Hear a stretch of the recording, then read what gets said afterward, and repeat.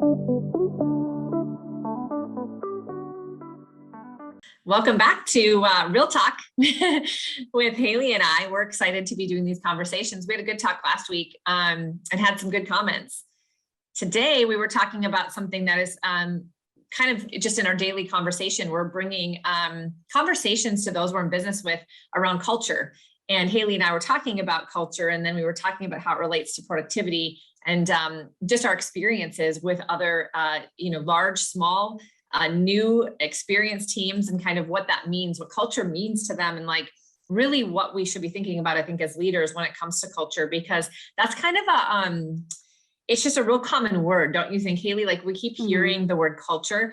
And so what does culture really mean? And what is the most important thing when you as a leader are trying to develop a culture? I think it's just an interesting conversation. Yes, I think that culture can either drive people to you or away from you, away from your business, really from your team. And any business too, not just within real estate, but with Mhm. outside of real estate too. Culture is very important. And if you are a team and you're looking to recruit people based on your culture, Mhm. I think a lot of the things that you need to be asking yourself, first of all, is to evaluate the current culture that you have. Yeah. Because, and Carrie and I were talking about this yesterday, a lot of people, I think naturally we just think like, oh, a culture of growth, a culture of positive mindset, a culture Mhm. of connection and inclusiveness. And those things are all great. But culture, there's also a lot of negative things that could happen in culture that we don't shed any light on.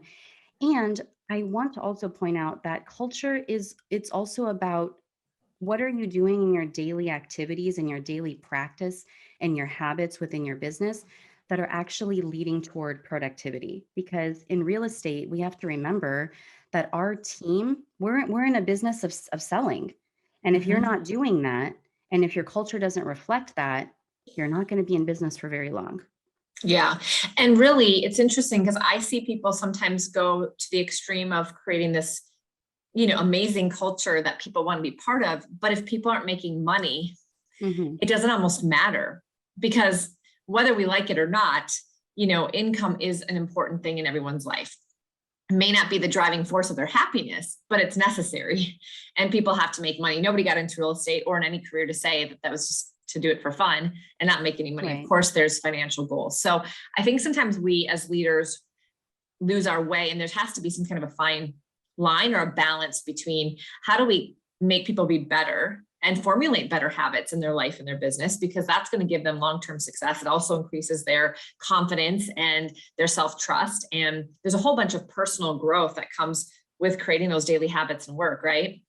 Right. Well, why don't you, Carrie, tell people who are listening, what is a culture?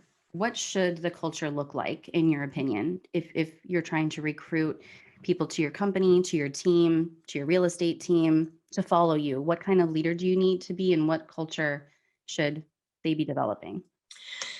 So it's interesting. This might actually spin a little bit off of our conversation last week. I think if you as a leader will be willing to show up for yourself, first and foremost, people see that. And don't a lot of people, not show up as consistently for themselves and for their business and their life as they should? And it's not because they don't want to, it's because they just haven't been able to maybe master some of those daily habits or the mindset around that. So, I mean, I think that it starts with self-leadership. So if you're talking about everybody else showing up and doing the activities, but you're not actually maybe displaying that yourself, that could be a challenge. And sometimes it's all you need to do as a leader is show up at a really high level and people will attract to you. So that is almost as simple as that. But just because you show up like that doesn't necessarily mean everybody's going to follow.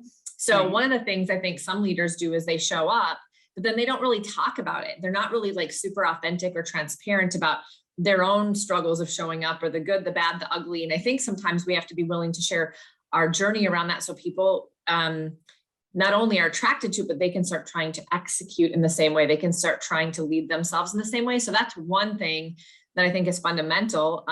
What else would you add to that, Haley?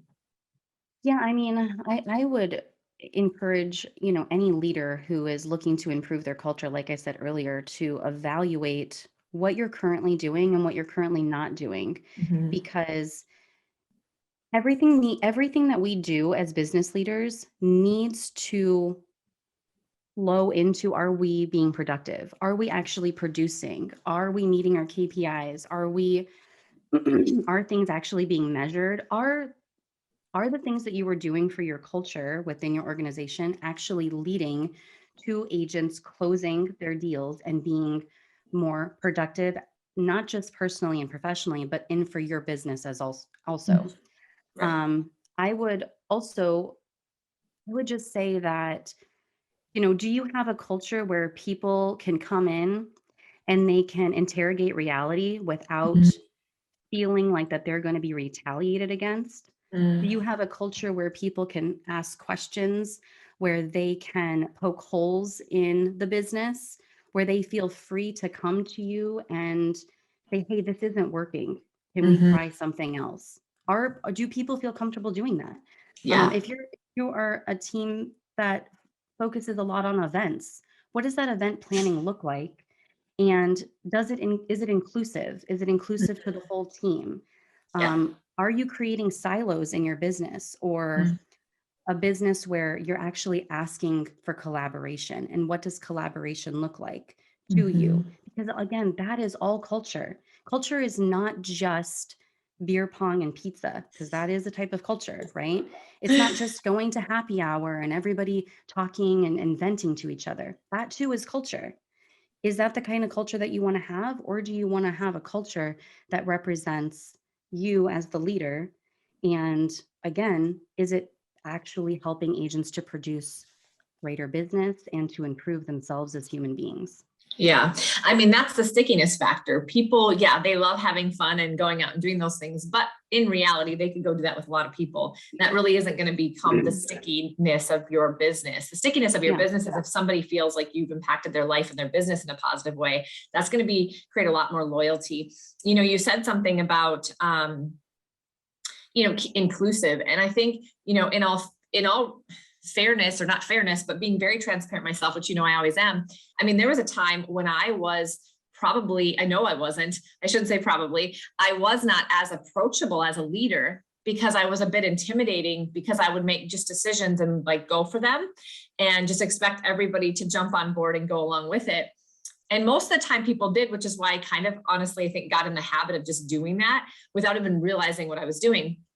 And it took, a lot of just leadership lessons and conversations with Mhm. other people for me to become self-aware that what I was doing was just trying to be the leader and get people to run along with, so we could achieve all the goals. But there was a better and different way of doing that. So I think that's a really good question you asked earlier, which would be something I would just encourage all leaders who are watching this to ask themselves, which is, am I someone that's very approachable? Do people ask me questions? Do they come in and question the way we're doing business, or give feedback, or say, hey, maybe we could try this next time?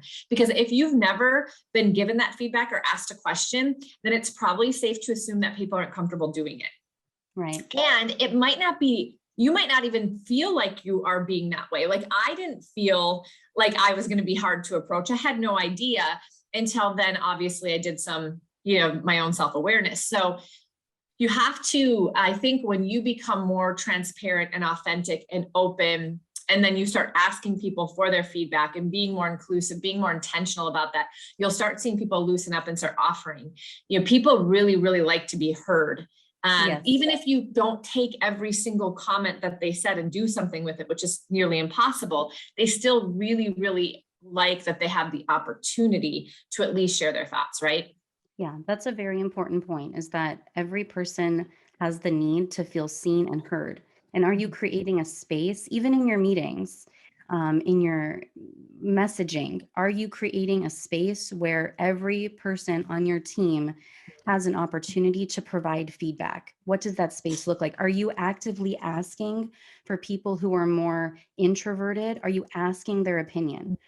Letting them know that you want to hear what they have to say?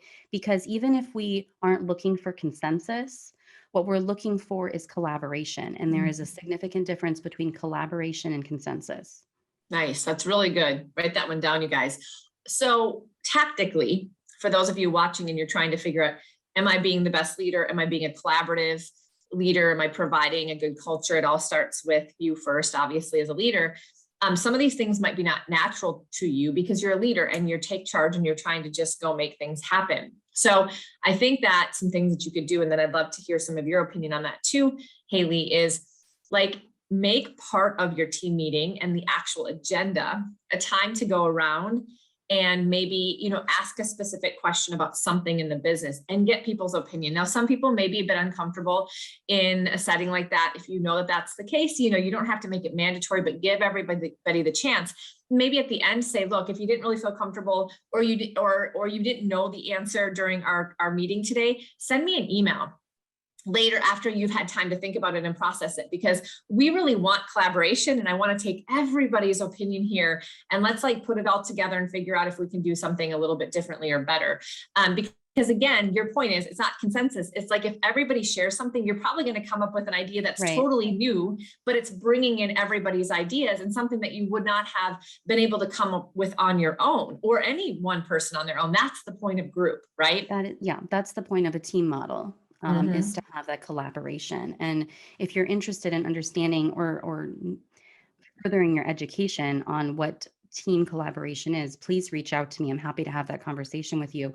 Tactically speaking, though, for agents that are looking to do more and to create a better culture on your team, there's some other fun things that you can do, such as, doing open house competitions, doing buyer broker competitions, doing how many cold calls can you do? How many appointment setting competitions? I mean, there's some really fun competitive ways to create a culture within your organization that is A, production based, and B, it creates a culture where everybody's experiencing the same uncomfortableness at the same time, but everybody's rooting for each other. And that right there, that is appealing to what we call it fierce, smart plus heart. You're affecting people emotionally and you're helping them to raise themselves to the next level, production speaking, or in a production way.